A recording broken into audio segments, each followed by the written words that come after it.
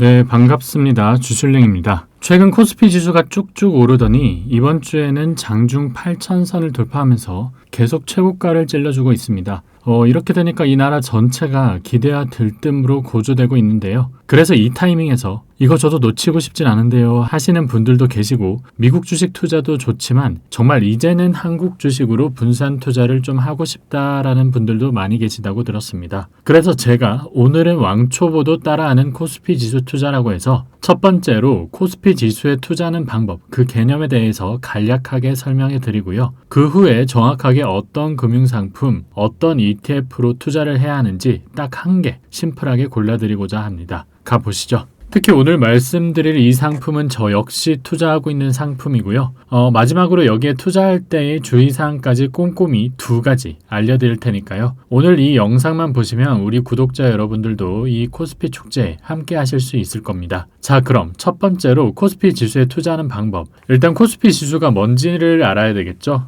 모르시는 분들을 위해서 설명해 보자면 코스피 지수란 대한민국 주식시장 유가증권 시장에서 840여 개 기업이 주식시장에 상장되어 있습니다. 그 기업을 하나의 지표, 하나의 지수로 나타내서 오늘은 전체적으로 시장이 올랐는지 아니면 떨어졌는지 그것을 간편하게 볼 수 있는 하나의 지표 그 자체가 코스피 지수라고 생각하시면 되는데요. 쉽게 생각하시면 나스닥이나 S&P 지수의 K버전이라고 생각하시면 되겠습니다. 그래서 이게 4,000을 넘어 어느새 8,000까지 달성했다는 것은 몇 달 만에, 그러니까 시장 전체 파이가 2배 정도 커졌다고 이해하시면 되겠죠. 참고로 코스피 지수는 1980년도에 만들어졌고 100으로 시작했습니다. 그런데 8,000을 찍었다는 것은 지난 45년 동안 80배 수익을 거뒀다. 그러니까 우리나라가 부동산 공화국이다 뭐다 해도 골이 깊었을지언정 코스피 지수에 투자하는 것이 결국에는 가장 수익이 좋았더라. 서울 강남 아파트, 강북 아파트, 전국 아파트 평균 수익률도 다 이기는 것이 코스피더라고 말씀드릴 수 있겠고요. 그래서 이 코스피 지수에 투자한다는 것은 대한민국 주식시장, 이 주식시장에 상장되어 있는 840여 개 기업 전체에 내 돈을 다 투자한다. 이렇게 생각하시면 됩니다.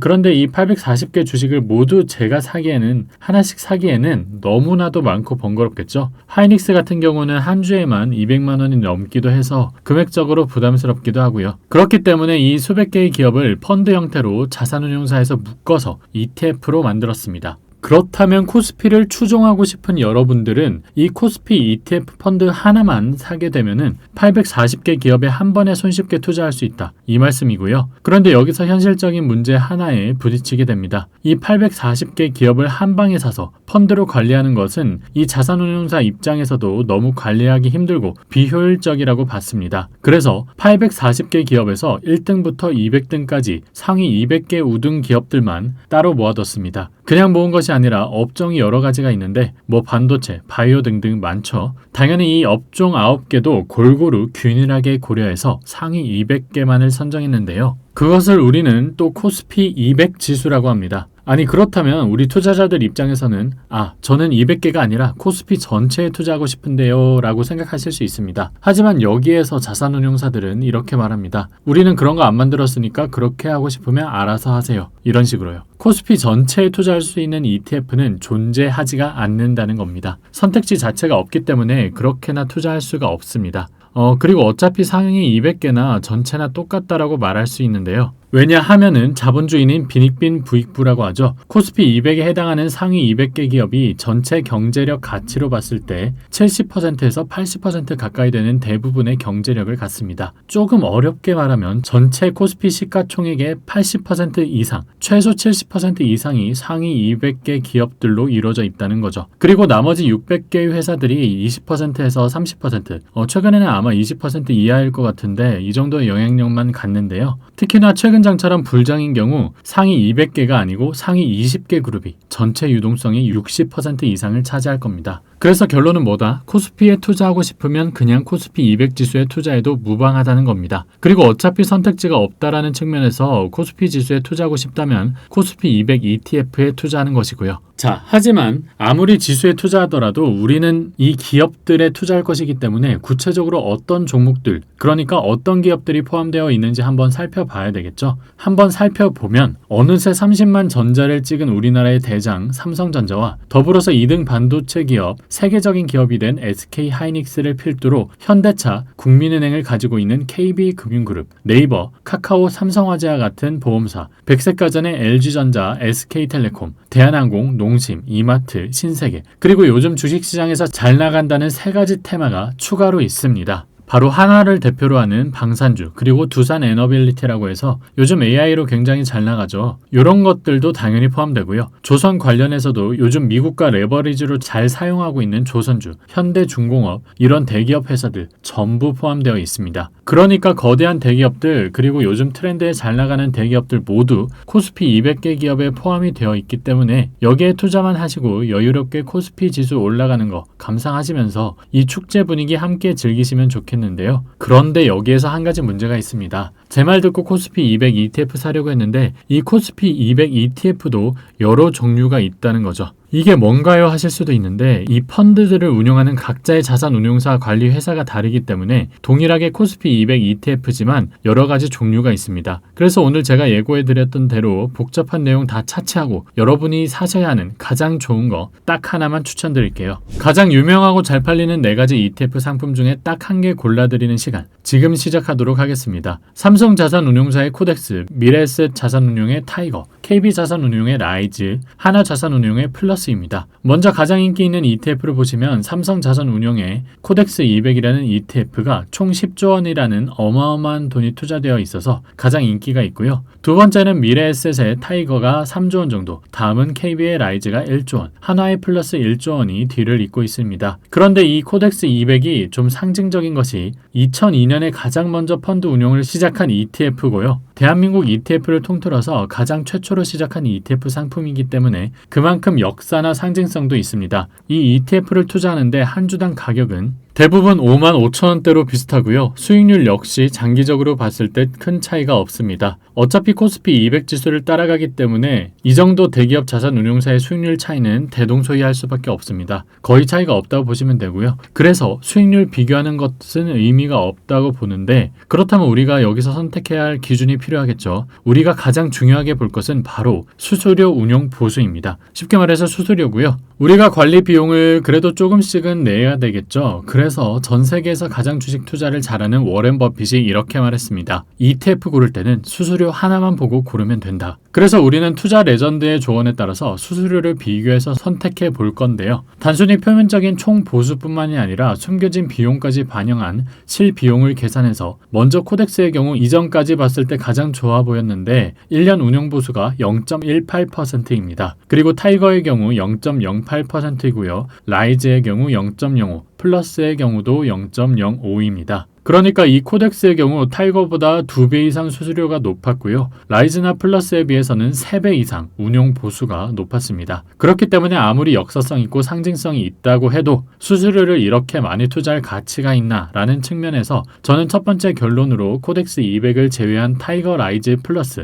이 셋 중에서 취향껏 자유롭게 매수를 하셔도 좋다라고 첫 번째로 말씀드리고 싶고요. 세 가지 ETF 모두 1조 원 이상 규모가 되는 아주 안정적인 ETF입니다. 수수료는 0.03%, 이 정도 차이면 대동소이하다고 볼 수 있고 이 수수료 체계는 서로 경쟁을 하면서 나중에 얼마든지 바뀔 수도 있거든요. 그렇기 때문에 크게 유의미하지 않다라고 생각합니다. 하지만 여기까지 들으시고도 저는 이 세 개 중에서 한 개 고르라는 것도 아예 잘 모르겠어서 그냥 주술랭님이 딱 하나 선정해 주시면 안 될까요? 하시는 분들을 위해 실질적으로 제가 어떤 ETF를 투자했는지 말씀드리면서 마무리해보고자 하는데요. 저는 이 ETF 세 가지 중에서 라이즈 200을 선택했습니다. 그 이후로 첫 번째, 자산운용사가 KB입니다. 아시다시피 우리나라에서 국민은행은 최상위 티어입니다. 사실상 국영은행으로 보셔도 되죠. 게다가 운용 보수도 구체적으로 따져보면 라이즈와 플러스가 0.05%대로 비슷했지만 더 깊게 따지고 들어가면 0.002%, 약 2% 차이였습니다. 그렇기 때문에 수수료는 미세하게, 극미세하게 차이가 나긴 하지만 운용 규모는 1조 8천억 원으로 더 많았고요. 수수료 자체가 역사적으로 보니까 라이즈는 꾸준하게 오랫동안 가장 저렴한 수수료를 보이고 있었고, 최근에 이제 경쟁을 좀 더 강하게 하려는 것인지 수수료를 내리기도 하면서 라이즈는 항상 일관되게 가장 저렴한 수수료를 보여주고 있었다. 이것도 마음에 들었고요. 그래서 개인적으로 국민은행에 대한 신뢰 감정 플러스 수수료나 규모나 여러모로 봤을 때 가장 괜찮다고 생각해서 저는 라이즈 선택했고요. 하지만 다시 강조드리지만 이 세 가지 중에서 아무거나 취향껏 자유롭게 선택하셔도 괜찮다는 점 다시 한번 말씀드리고요. 하지만 저는 라이즈로 일단 샀다라고 말씀드리고 싶습니다. 그렇다면 마지막으로 투자하기 전 주의사항 2가지 말씀드리면서 오늘 영상도 마쳐보도록 하겠습니다. 첫 번째 주의사항입니다. 절세계좌, 연금저축 IRP, ISA 적극적으로 활용하셔라.